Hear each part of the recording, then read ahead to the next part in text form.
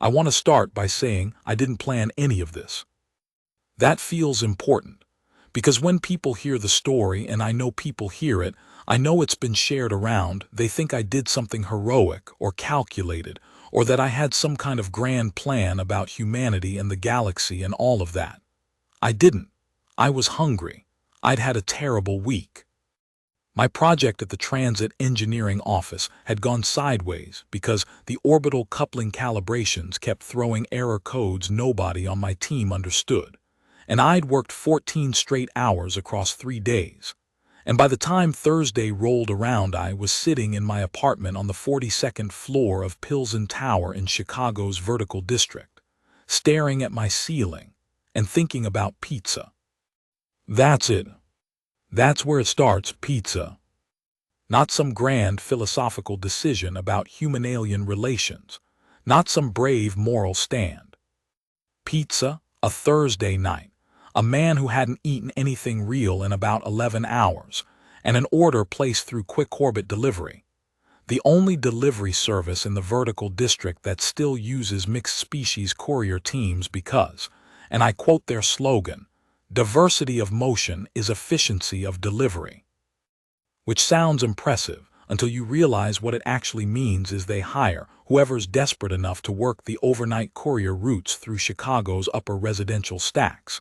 And most nights that ends up being about 60% non-Earth species, because the vertical routes involve mag-rail hopping and 6 gravity-adjusted jump platforms that humans tend to find physically unpleasant, and certain species don't. So I ordered the pizza. Large with roasted red peppers and extra cheese because I'd earned it. I tracked it on the app, watched the little glowing icon move through the city's delivery grid across the mag-rail stations, up through the District 7 Transit Hub into the Pilsen Tower access corridor. The app told me my courier's name was listed as Velra GTA Certified Sarathi Class. I'd had Sarathi couriers before. They're fast. They navigate the mag-rails better than most species because of the 6-limb configuration. They can hold on with 4 and carry with 2 simultaneously, which makes them efficient on the vertical jump platforms. I didn't think anything of it. I buzzed her up when the door alert pinged, stood there in my socks waiting. And then the door opened, and I saw her, and I knew immediately that something was wrong. Not wrong with her appearance. I'd seen Sarathi before, in the street-level markets and at the transit hubs, so the general configuration wasn't a shock. She stood about 5'4" in human terms, bipedal in her current posture, though I knew Sarathi were hexapodal by nature, and tended to compress into a bipedal walking posture in human-scale spaces out of courtesy. Her upper 2 arms were holding my pizza box. Her coloring was the deep blue-silver I associated with Eastern Colony Sarathi, a kind of iridescent quality to the skin that picked up ambient light and scattered it slightly, like holding a CD at an angle. Her eyes were compound, amber gold, and her courier jacket was the standard quick-orbit orange with the reflective stripe down the sleeve. But her secondary arms, the lower 2 of the 4, were wrapped around herself. Tight. The way a person wraps their arms around themselves when they're cold or scared or both. And her face, I'm not great at reading Sarathi expressions, I'll admit that up front, but even I could tell she was distressed. There was a tension in her facial plates, a slight compression around her mandible line, and her eyes were scanning the corridor behind her in short, rapid movements, like she expected something to come around the corner. She held out the pizza box. "Marcus Ellery," she said in clear English. The translator chip in her collar light was solid green, which meant she was Fluent certified. Large pepper and cheese. Quick orbit order 4471C. "Yeah," I said. "Thanks, you okay?" She blinked. All 3 eye layers in sequence, which in Sarathi body language I later learned means approximately that question was unexpected, and I do not know how to answer it. "Your order is complete," she said. "I know, but you look like," I stopped. "How do you say this? You look like something's wrong." She stood there. The corridor light behind her was flickering. One of the panels in Pilsen Tower's 42nd floor hallway had been on the maintenance list for 3 weeks, and nobody'd gotten around to fixing it, which on a normal night was just annoying, but right now made the scene feel slightly cinematic in a way I wasn't entirely comfortable with. Her iridescent skin caught the flickering light and scattered it in tiny blue-silver pulses. "My transit dock authorization," she said finally, "has been suspended." I looked at her. "Suspended," I repeated. "Effective at 23:00 hours, which was..." She checked the small chronometer woven into her Courier jacket sleeve. 14 minutes ago." I stood there with my pizza box in my hands, doing the math, and I said, "So you can't get back?" "The GTA dock in Sector 9 closed processing at 22:45. The next open dock is in Sector 12. I do not have authorization codes for Sector 12 transit." "What about Quick Orbit, can they?" "I filed a Courier incident report 17 minutes ago. Their overnight dispatch told me." She paused, and I got the sense she was replaying the conversation with some difficulty. "They told me the docking authorization is a GTA matter, not a Quick Orbit matter, and that they could not assist with transit documentation outside their courier service scope." "So they just left you out here?" She didn't answer, which was itself an answer. I stood there in my socks. The pizza was warm, the hallway flickered. And this 5'4" Sarathi courier with her arms wrapped around herself stood in my doorway. And I thought about the fact that it was September in Chicago, and even this high up the overnight temperatures in the vertical district's exterior corridors could drop to near freezing, because the magrail drafts came off Lake Michigan's wind corridors and hit the tower access points like a blade. And Sarathi were warm weather species, Eastern Colony in particular, were accustomed to temperatures that ran about 20 degrees warmer than Chicago's autumn nights. I thought about all of that. And then I stepped back from the door and said, "Do you want to come in?" Her name, the full version in Sarathi, was something that my translator app rendered phonetically as Velrothai Asuvan Dihau, which she told me with a kind of wry precision that the middle name roughly translated to stubborn persistence in the closest human equivalent. She said her family had given it to her because she'd refused to stop moving when she was young, just kept crawling and pulling herself along surfaces until she got where she wanted to go. "They thought it was a compliment," she said, sitting on my couch. Or rather, sitting near my couch, the way Sarathi tend to sit near human furniture rather than on it, because the proportions are slightly off for a hexapodal default species. Later I understood it was more of a warning. "About you." About themselves. The name was also an admission that they knew they could not stop me.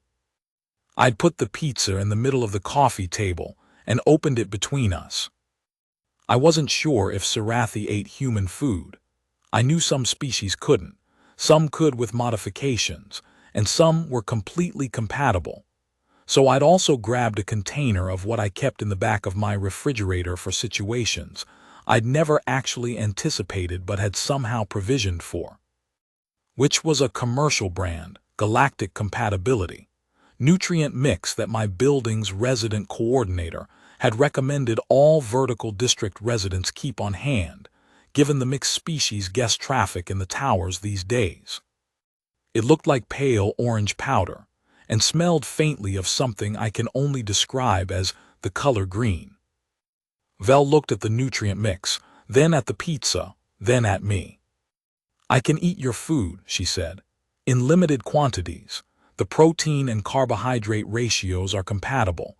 I would avoid the cheese personally. Lactose conversion is inefficient for Sarathi physiology, but the peppers and bread are fine." "Good," I said, "take whatever you want." She reached, and I noticed she used her upper left arm for this, while the other upper arm stayed folded and the lower two remained wrapped around herself, and took a single slice, holding it in a way that was surprisingly similar to how a human holds a slice, though with 3 of her digits instead of 4. We sat there for a minute, eating, The city hummed outside. Chicago's vertical district never really went quiet, even at 11 at night, because the magrail lines ran all hours and the glow from the transit hubs painted the lower clouds in shifting blues and golds. "How long have you been a courier?" I asked. 4 years, 7 months, she said. "I came to Earth on a labor exchange visa.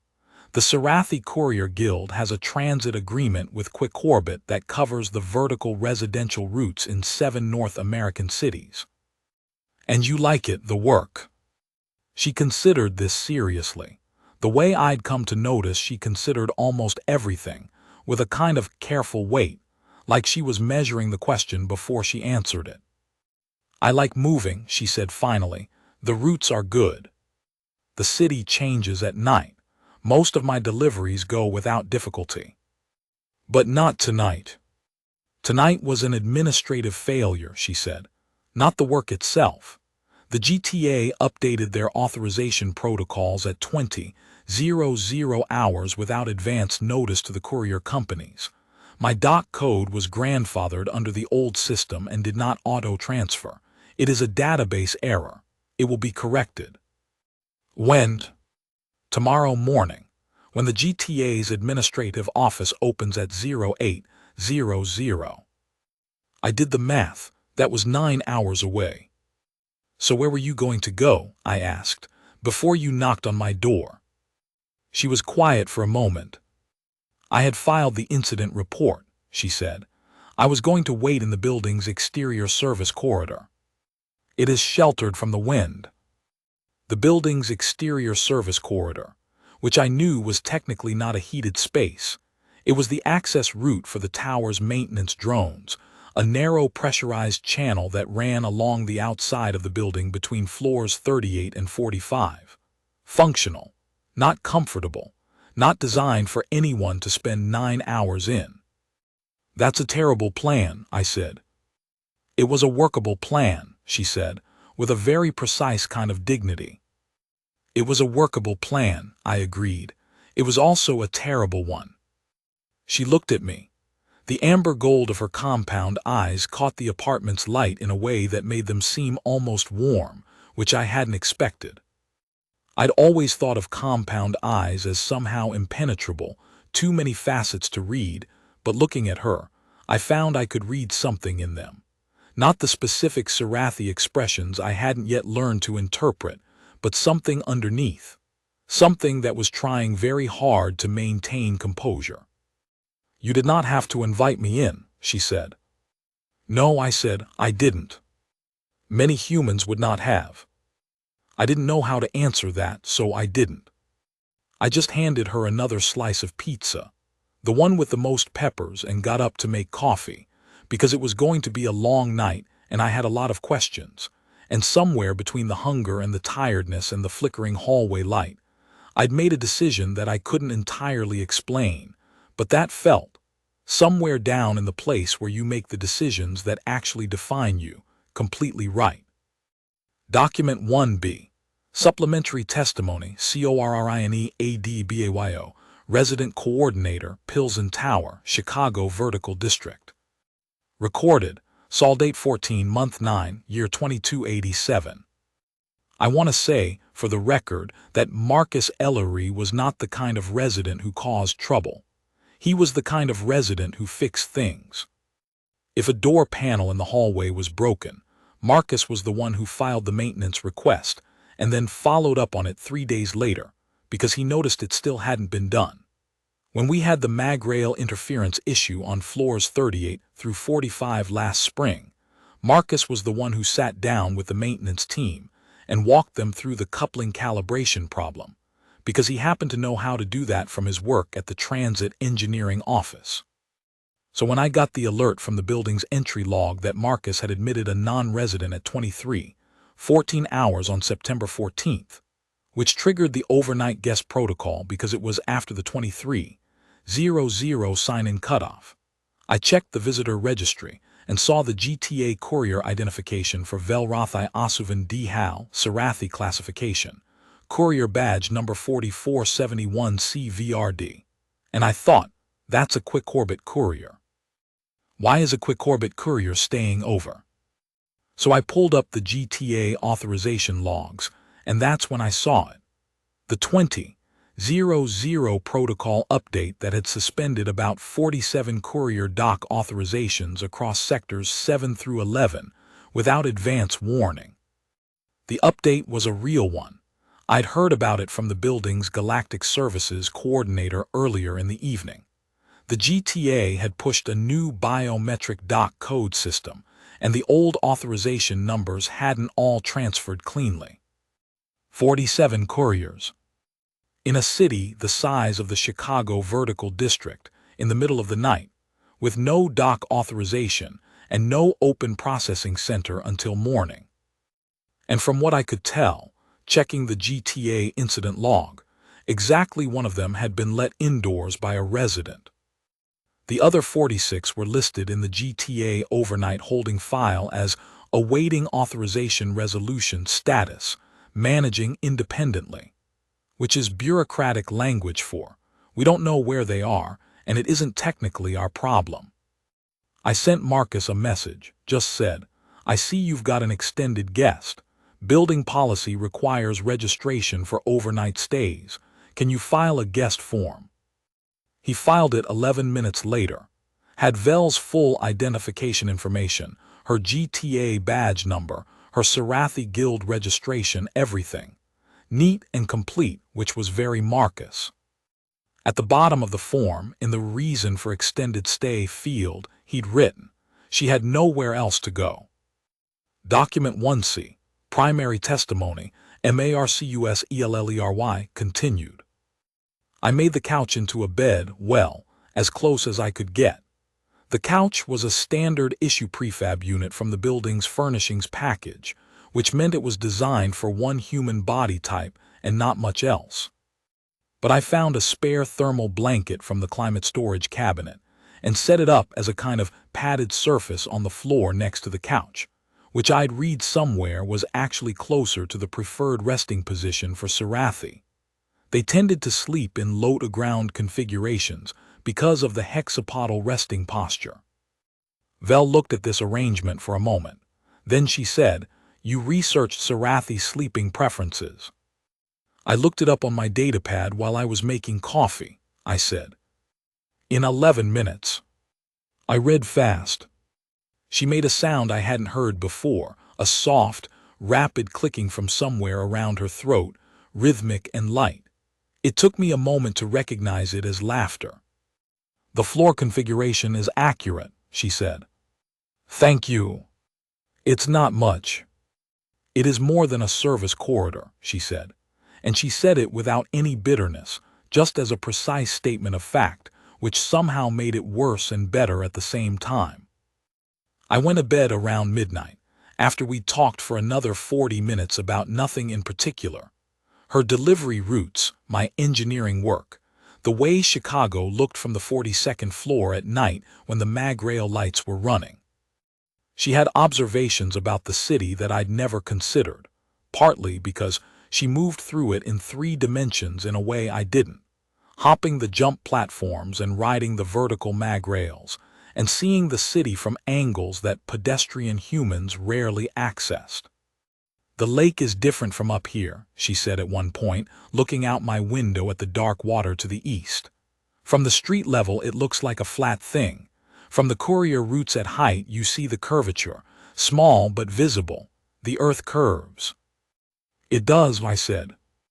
I find that reassuring, she said. I do not entirely know why. I thought about that for a while. Even after I'd gone to bed, I lay there thinking about it. The earth curves.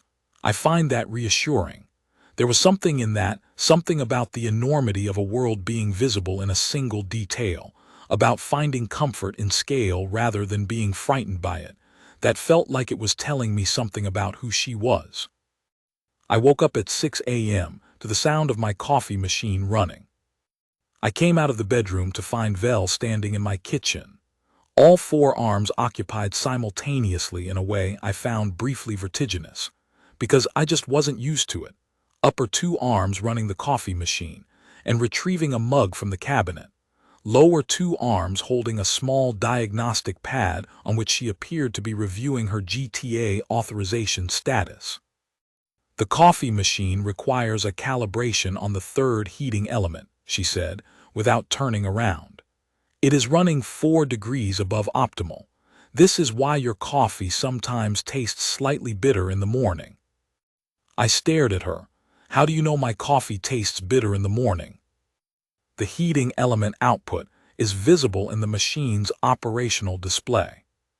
And you have a small container of countermix sweetener next to the machine that is 30% empty, which suggests you use it frequently, which suggests the coffee requires correction. She set a mug on the counter in front of me. I calibrated it. The next pot should be better. I picked up the mug, took a sip. She was right, it was better. I sat down at the kitchen table, and she sat, or arranged herself, near the chair across from me, and we drank coffee together in the early morning light while Chicago came back to life outside, the mag rails warming up for the day shift and the first Courier drones beginning to move through the transit grid. At 7:43 a.m. her datapad chimed.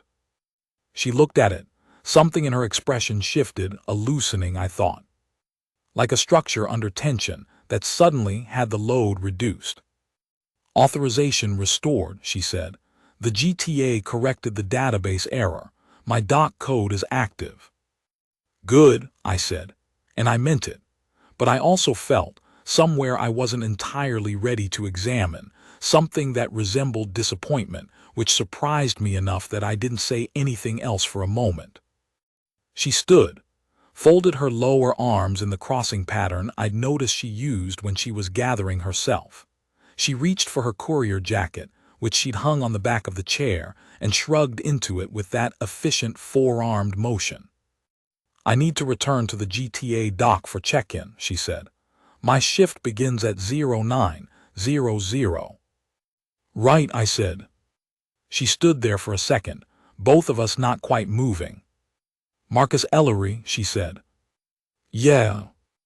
I will think about the fact that you stepped back from the door, she said. Not about what came after, the first moment. You were standing there with your food and you did not know me and you stepped back and made room. She held my gaze for a moment, and even though I still wasn't fully fluent in Sarathi expression, I understood that what I was seeing in those amber gold compound eyes was something precise and genuine. Then she was gone. I didn't think I'd see her again. I didn't think that was how the world worked, or the galaxy, I guess, since the world had gotten a lot bigger in the last 50 years. I thought it was just one of those moments, the kind that punctuate ordinary life and then recede into the background of all the other days. I went back to work. The orbital coupling calibrations were still throwing errors. The 42nd floor hallway panel was still on the maintenance list. She came back on a Tuesday. Knocked on my door at 11:14 p.m. with a pizza box she'd purchased herself from the street-level market 2 blocks from the tower, not a delivery. She'd bought it and carried it up the vertical route herself. I wanted to replace your delivery, she said. I did not feel correct about accepting hospitality without returning something. I looked at the pizza box, then at her. You didn't have to do that. I know, she said. That is why I wanted to. I stepped back from the door. She came in. And that was, I think, looking back on it now, in the context of everything that came after, the moment where the story actually starts. Part 2, What Couriers Know. Document 2A, Primary Testimony, MARCUSELLERY, continued. The second visit turned into a habit. I want to be honest about how that happened, because it wasn't some smooth and deliberate thing. It was gradual and unplanned and slightly awkward in the way that genuine things tend to be. She'd come back on that Tuesday with the pizza, and we'd eaten it and talked for 2 hours. And at some point in the conversation, I'd mentioned that the orbital coupling calibration problem at work was driving me towards something I can only describe as a very quiet kind of despair. And she'd asked me to explain the problem in technical terms. And I'd done so mostly because I needed to talk to someone about it, and she happened to be there. And then she'd been quiet for about 4 minutes. Which I'd come to understand was Vel's thinking interval, the duration of concentrated processing she gave to problems she considered genuinely interesting. And then she'd said, "The error is in the third variable. Your calibration model assumes the coupling interface is a fixed geometry contact, but on the mag-rail orbital junction, the contact geometry varies with transit load. You need a dynamic geometry adjustment in the calibration sequence." I stared at her. "How do you?" "I navigate mag-rail junction systems daily," she said. "The Sector 9 Courier routes pass through 4 orbital junctions. The geometry variation is noticeable at high transit loads. The platforms flex. I have adjusted my jump trajectories accordingly." "You adjusted your jump trajectories," I said, "for dynamic geometry contact variance?" "Yes." "You're a pizza courier." "I am a Sarathi courier with a degree in applied transit mechanics from the Sarathi Engineering Institute on Velos Colony," she said. And then, after a perfectly measured pause, "The Courier Guild pays better." I laughed. I laughed hard enough that it surprised me, because I hadn't laughed that way in longer than I wanted to admit. And she made the clicking sound in her throat again, her laugh, and the apartment felt, just for a moment, like a place where two people who barely knew each other had accidentally found something that functioned like friendship. She was right about the calibration error. I checked it the next morning, presented the dynamic geometry adjustment to my team lead, fixed the coupling problem that had been eating my project for 3 weeks in about 4 hours. My team lead said, "How did you figure that out?" "Talked it through with someone," I said. "Who?" "A friend," I said. And I realized as I said it that I meant it. She came back 3 more times over the next 2 weeks. Always late in the evening, always unannounced in the way that became its own announcement. I started keeping peppers in the refrigerator because I knew she preferred the pizza with peppers and not cheese, and I moved the spare thermal blanket to a closer shelf because she mentioned once that she ran cold in the apartment's climate, which was set for standard human comfort at 21 degrees Celsius, and Sarathi Eastern Colony physiological optimum was closer to 28. I turned the apartment temperature up 2 degrees. She noticed the third time she came. She stood in the doorway, and something registered in her facial plates.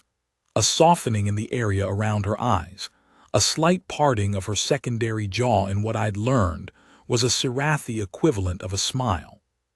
She didn't say anything about it. But I noticed that she stopped wrapping her lower arms around herself when she sat down. I noticed. On the 4th visit, she came in the middle of the afternoon, which was new. She was off shift, she said. She had time. She'd been thinking about something she wanted to tell me. I got us both drinks, water, because she'd told me she preferred straight water to coffee. Her digestive system processed caffeinated compounds into compounds that weren't exactly dangerous, but produced approximately 40 minutes of visual disturbance in her compound eyes that she described as not uncomfortable but professionally inconvenient, and sat down. "I want to tell you about the other couriers," she said. "The other couriers." "The 46 others whose authorizations were suspended the same night as mine," she said. I sat forward. I hadn't thought about them in the weeks since that night. I'd known, abstractly, that Vel hadn't been the only one. Corinne had told me about the 47, and I'd filed that away with the vague, guilty awareness that I'd done the right thing for one and nothing for the rest. The way you do. "What about them?" I said. "3 of them spent the night in the exterior service corridors," she said. 2 were Kethrii species. They are more cold-tolerant, so they managed without significant difficulty. 1 was a Mendhari. Mendhari are not cold-tolerant. She developed early-stage hypothermic stress and had to be transported to the Galactic Medical Clinic in Sector 12 in the early morning. I was quiet. "She is fine," Vel said. She recovered fully. But she was sick because she was in a service corridor in September in Chicago for 6 hours, because her dock authorization was suspended due to a database error, and no one opened a door. 46 doors, I said. 46 opportunities, she said. And I understand, humans do not always know what they are looking at when they see one of us. The expression of distress in a Mendhari is not easily legible to humans. The body language is different. It is not always obvious that someone is struggling. It was obvious with you, I said, and then I stopped because I wasn't entirely sure what I meant by that. I mean, I could tell something was wrong. You could tell, she said, because you looked. Many people do not look, they see a courier, they take the box. They close the door. She paused. I am not saying this to criticize them. I am saying it because I have been thinking since that night about the difference between people who look and people who don't, and I have been trying to understand what the difference is. And she was quiet for her 4-minute interval. The city hummed outside. Somewhere on the Magrail line to the east, a transit chime rang, the musical signal that marked the Sector 9 junction, a sound I'd heard 10,000 times without registering. I think, she said finally, the difference is what you do with the discomfort of seeing something that requires a response. Most people feel the discomfort and redirect away from it. They close the door not because they are cruel, but because the discomfort of not knowing what to do feels worse than the action of not doing anything. And I didn't redirect, I said. You asked if I was okay, she said. That was all it took, one question, the rest followed from that. Document 2B. Supplementary Witness Statement.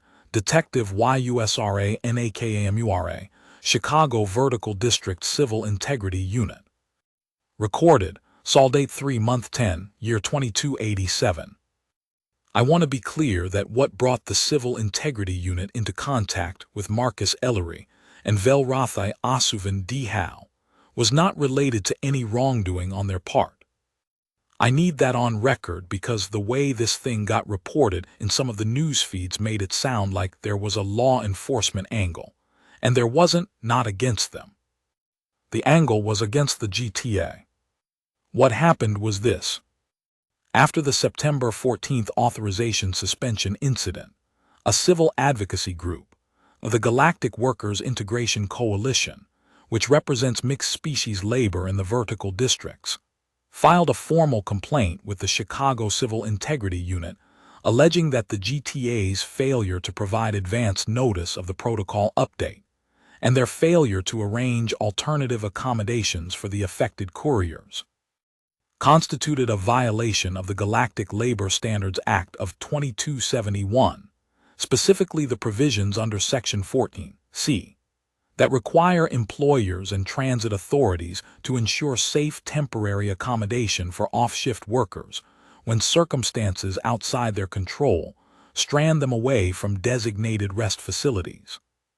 The GTA's position was that they were a transit authority, not an employer, and that the couriers were contracted through Quick Orbit, and therefore the accommodation provisions didn't apply to them.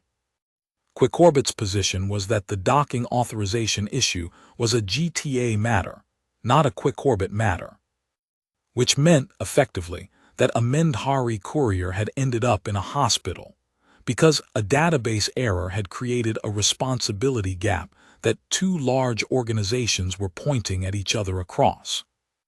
Velrathai Asuvan D. Howe became the primary witness in the coalition's complaint because she was the only stranded courier who had an alternative record of the night's events.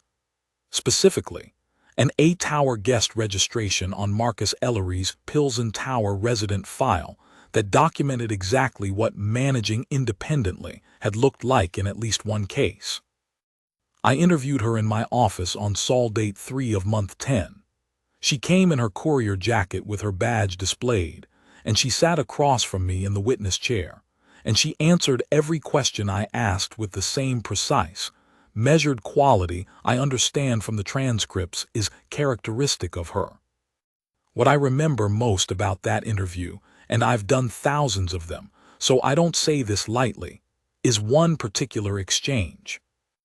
I asked her, when you were standing in that corridor on September 14th, with your doc authorization suspended and your company telling you they couldn't help, what was your plan? Did you know it was inadequate? She thought about this. I knew the service corridor would be uncomfortable, she said. I calculated I could sustain the temperature for the required duration without significant medical risk. I had emergency thermal wrapping in my courier pack. I had filed the incident report. I had done the procedurally correct things. But, I said, because there was clearly a but. But I was frightened, she said, not of the cold or the duration. I was frightened of the specificity of what I had become in that moment, a problem that everyone responsible had decided was someone else's problem. I was in a gap between responsibilities, and no one in the gap was required to see me. She paused. What Marcus Ellery did, she said, was not complicated. He asked one question, but in that moment that question was the difference between being in a gap where no one was required to see me and being seen. I wrote that down, not for the case file, for myself. Document 2C, Primary Testimony, MARCUSELLERY, continued. The Civil Integrity Unit's involvement complicated things in ways I hadn't anticipated. I wasn't a party to the complaint. I was what they called a corroborating civilian witness. But the guest registration file got pulled into the record, which meant the story of that Thursday night in September got a formal existence in the legal documentation of a civil labor complaint against the GTA and Quick-Orbit, which was a strange kind of immortality for what had started as a pizza order. I also found out about the Mendhari Courier. Her name was Tess Riven, and she was a third-year Quick-Orbit employee with a near-perfect delivery record and 2 commendations from the Courier Guild. And I felt, reading about her in the complaint documents, a complicated mixture of anger and guilt that I wasn't entirely sure how to process.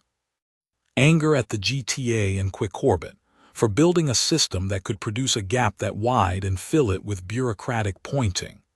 Guilt because the gap had existed for all 47 couriers, and I had only, by accident and hunger and a flickering hallway light, addressed one of them. I talked to Vel about this. She was sitting near my kitchen table with her datapad and a cup of water, and I was standing at the window watching the mag rails run their evening circuits, and I said, "Do you think I should have done more that night? Done something for the others?" She considered this. "What more could you have done?" she said. "You did not know about the others. You saw one person at your door." "But if I'd known." "If you had known, you would have done what you could," she said. Humans tend to evaluate their past actions by the information they possess in the present. This is a useful tool for improvement and a very poor tool for self-assessment. I turned from the window and looked at her. "You're saying I shouldn't beat myself up about it." "I am saying," she said carefully, "that you did what you saw. The task is not to punish yourself for not seeing what was not in front of you. The task is to build systems that make the gaps smaller so fewer people fall into them." "That's what the lawsuit is doing," I said. "Yes," she said, "that is what the lawsuit is doing." She looked at her datapad. Something on the screen had captured her attention, and she turned it slightly, showing me the Civil Integrity Unit's published case notes.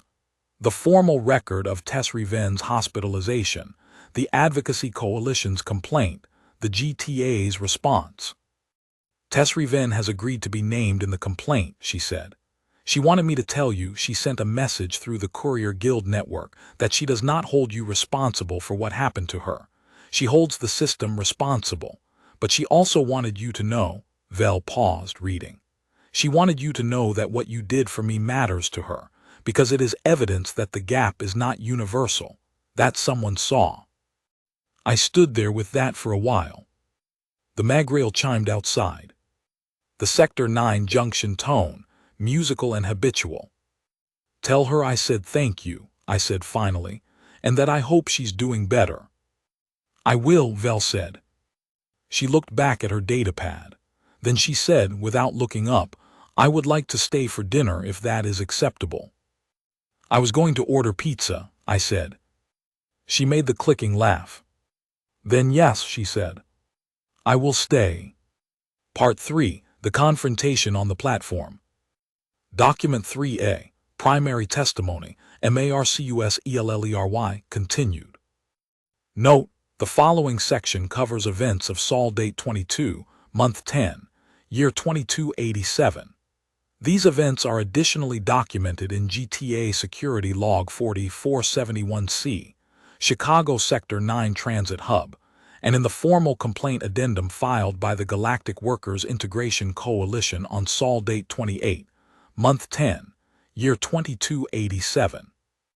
I need to talk about what happened at the Sector 9 Transit Hub on October 22nd, because I know it's what most people are asking about when they message me about this case.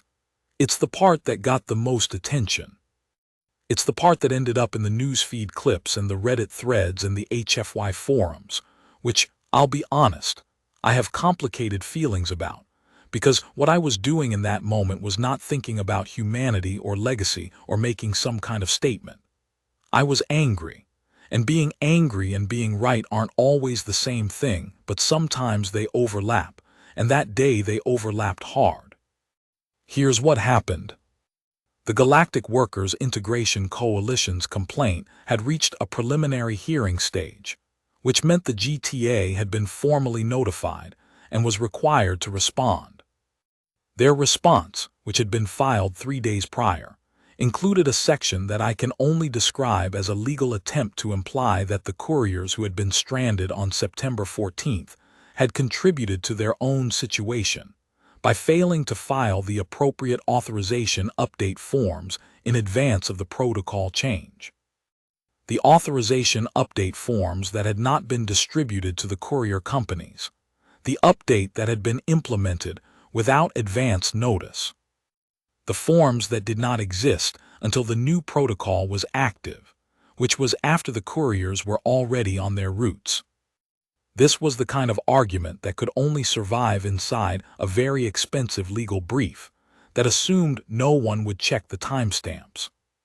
Someone checked the timestamps. That someone was the coalition's attorney, Petra Voss, and the timestamp discrepancy was now part of the public record, which meant the GTA's argument had publicly, demonstrably, collapsed under the weight of its own dishonesty. Which brings us to October 22nd. I was at the Sector 9 Transit Hub, not for Vel, not for the lawsuit, just because my commute to the transit engineering office ran through the hub, and I took the Route 7 Magrail to Sector 11 every morning. Normal Wednesday.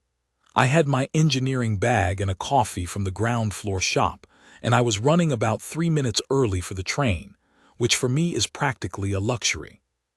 I was on Platform C, which was the mixed-use platform, the one that handled both human passenger traffic and the courier freight channels simultaneously, because the Sector 9 hub had been designed in the early integration years, when the city planners had optimistically believed that sharing infrastructure would be more efficient than separating it.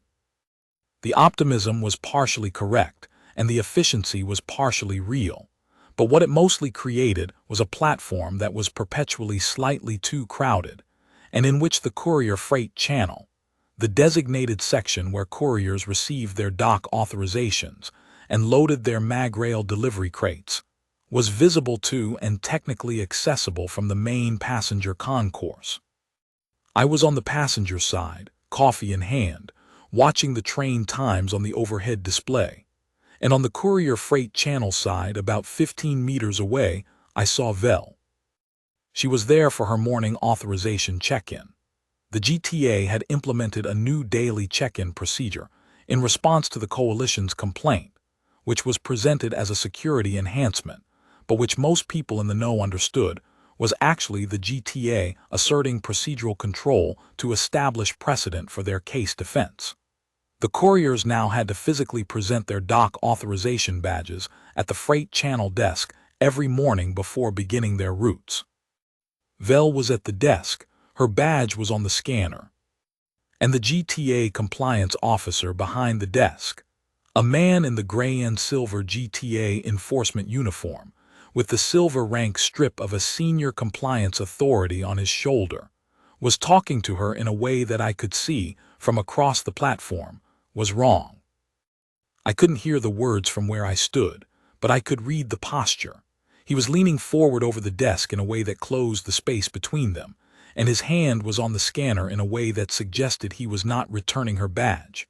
And Vel, who I knew kept her lower arms folded around herself when she was frightened, who I had watched slowly stop doing that as the weeks had passed, had her lower arms wrapped around herself. Both of them, tight. I put down my coffee. I walked across the platform.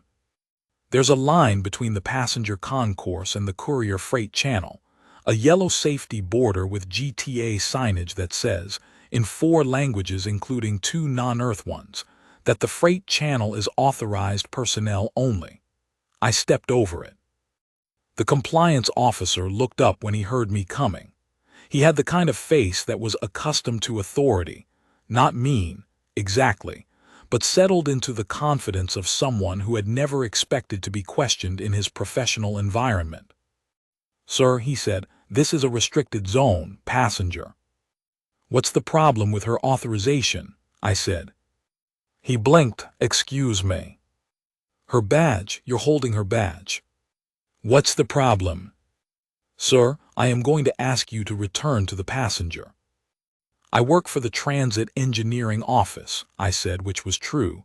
"I am in this hub every single morning. I know what a routine check-in looks like, and I know what this looks like, and these are not the same thing." I looked at Vel. "Vel, what's he saying?" She looked at me. Her lower arms were still tight around herself, but something in her eyes, the amber gold compound depth, shifted when she saw me, like something steadied. "He says," she said carefully, "that my badge shows a notation related to the pending civil complaint, and that he has the authority to hold authorization for review when a notation is present." I looked at the officer. "What notation?" "That is an internal GTA." "The notation is from the coalition's case file," Vel said. "I am a named witness. The GTA has flagged my authorization for procedural review, which can delay my check-in by up to 3 hours, the officer said. "Standard procedural." "She's a witness in a civil complaint against the GTA," I said, "and you're using your procedural authority to delay her work authorization on a morning when, coincidentally, 3 members of the coalition's legal team are filing documents at the Sector 9 Civil Court." I looked at him steadily. "That's either a remarkable coincidence or it's retaliation against a civil witness, which is a federal offense under the Galactic Labor Standards Act Section 22A. The platform had gotten quieter. I became aware, distantly, that several people on the passenger concourse had stopped moving and were watching. 2 other couriers in the freight channel, I could see them in my peripheral vision, had also gone still. The officer's expression did something complicated. "I am following standard GTA protocol," he said. "Then document it," I said. "In writing, right now, with the specific regulatory citation that authorizes a 3-hour hold on a civil witness's work authorization on the day of a court filing, because I want to make sure that documentation is available for the coalition's attorney." The silence on the platform was very thorough.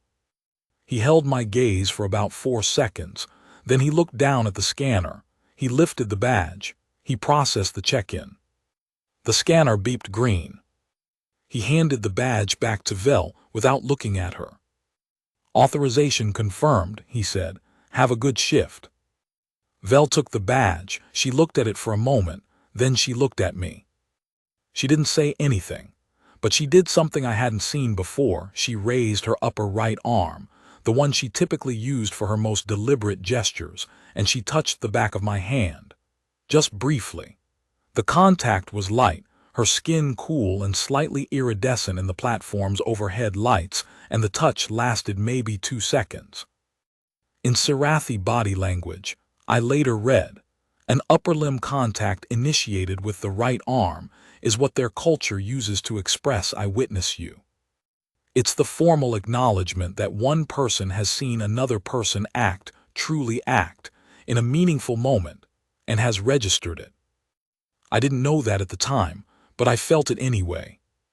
"Thank you," she said. "You would have handled it," I said. "Eventually," she said, "but you were faster." Document 3B, GTA Security Log Excerpt. Platform C, Sector 9 Transit Hub. Sol date 22, month 10, year 2287. Case reference, GTA SECINC 22-10-2287 C9. Incident note, at 08:47, civilian male, identified as Marcus Ellery, Transit Engineering Office, badge ID 7732 MEC, entered the Courier freight channel without authorization. Civilian engaged Senior Compliance Authority Officer Darren Holt in discussion regarding Courier Velroth Asuvan D. Howell's authorization check-in. Authorization was confirmed and completed at 08:51. Civilian was not detained. No charges filed. Note from Platform Supervisor Okonkwo, added Sol date 23. The procedural hold applied to Courier 4471C VRD's check-in on the morning of Sol date 22 is not consistent with standard check-in procedures as outlined in GTA Compliance Manual V47. I am flagging this for internal review. Supervisor J. Okonkwo. Further note from GTA Internal Review, added Sol date 28. The procedural hold applied on Sol date 22 has been reviewed and found inconsistent with standard authorization protocols. Officer Holt has been assigned to supplementary training. All witness-flagged Courier authorizations are to be processed under standard timeline without delay. GTA Internal Review Office. Document 3C. Supplementary Statement ROHANPELLGRINI Courier QUICKORBIT Sector 9. Recorded, Sol date 30 month 10, year 2287. I was there that morning. On Platform C, I'd been waiting for my own check-in when the human Marcus crossed the line. I want to say, I've been doing Courier runs for 6 years in Sector 9. I'm human, obviously, which means I get processed faster than most of my colleagues, because the authorization system was originally designed for human biometric input, which means the non-Earth species couriers always take slightly longer. And I have always known this, and have always felt slightly uncomfortable about it in the way you feel uncomfortable about something that isn't your fault, but also isn't entirely not your fault because you benefit from it. On Platform C that morning, there were 4 of us waiting to check in. Me, Vel, a Kethrii courier named Essiv who I'd worked alongside for 2 years, and a new Mendhari courier, Tesri Ven's replacement, though I felt strange calling her that. Her name was Orvii, first week on the route. And when Holt started holding Vel's badge, we all knew what it was. We'd all seen the GTA's case filing. We all knew what a procedural hold on a civil witness's authorization looked like. Siv had made a sound in his language that I don't have a word for in English, but it was the equivalent of a very quiet, very controlled expression of rage. None of us had crossed the line. Because we all knew what it would cost. We were contracted workers. Our authorizations were in the GTA's hands. Crossing that line, saying what needed to be said, could have gotten our authorizations flagged, could have gotten us reassigned or suspended, and we all had routes to run and rent to pay, and none of us had Marcus's advantage, which was that he was a Transit Engineering Office employee with a permanent government badge, and a completely different relationship to GTA authority than any of us had. He crossed the line because he could afford to. And I think about that a lot, not with resentment. I want to be clear. He used what he had to do what needed doing, and that's not a small thing. But I think about the version of that morning where nobody there had his particular combination of credentials and lack of GTA dependence, and what that morning would have looked like. Orvie asked me afterwards. She was shaking slightly, which is how Mendhari express adrenaline response. Does that happen often? I didn't know how to answer that. Often enough, I said finally, but not always with someone there to cross the line. She nodded. She looked at the platform a moment, at the yellow safety border, the passenger concourse, the distance. He was very calm, she said. He was angry, I said. He just kept it inside the words. She thought about that. That is a useful skill, she said. Yeah, I said, it is. Part 4. What came after? Document 4A. Primary Testimony. MARCUSELLERY. Continued.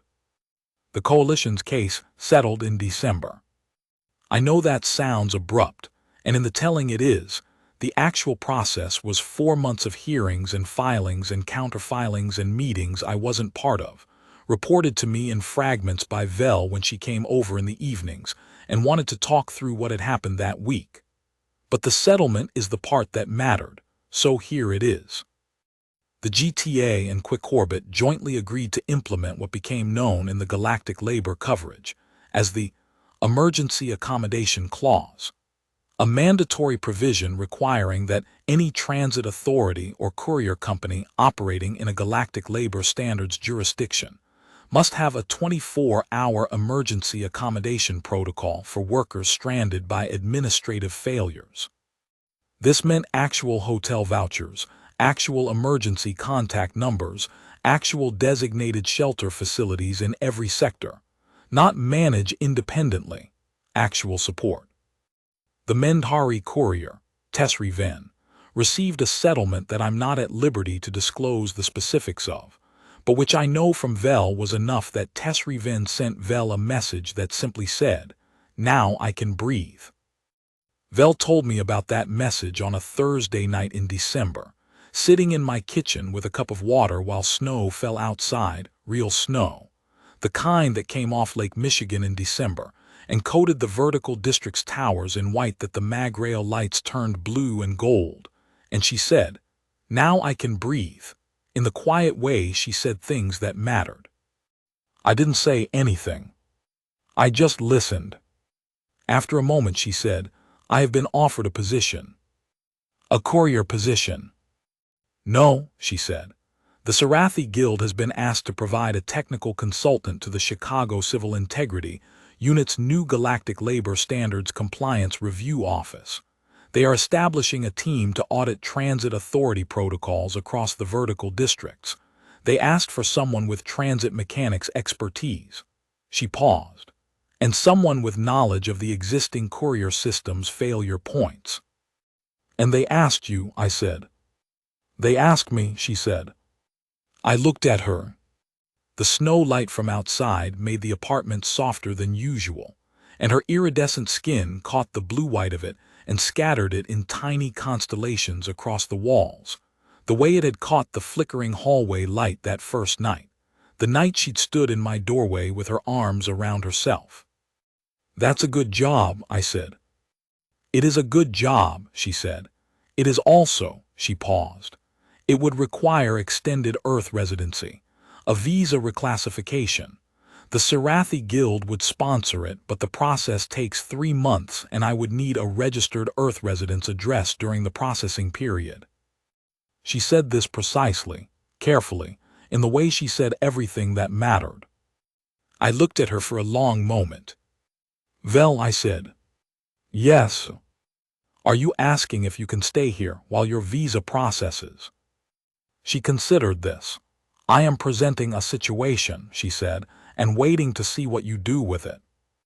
I sat back, looked at the snow outside, thought about the first night, the flickering light, the pizza box, the question I'd asked because I'd looked and seen that something was wrong, the step back from the door.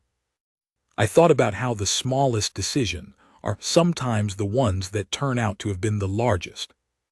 "Turn up the heat a few degrees," I said, "and we'll call it fair." She made the clicking laugh, bright and rhythmic and warm. I will also calibrate your coffee machine properly, she said. It's already calibrated. You have 3 elements running above optimal now. Well, yes. Do you want to stay? The snow fell outside. The magrail chimed its Sector 9 junction tone. The city carried on in all its weight and noise and light. Yes, she said, I would like to stay.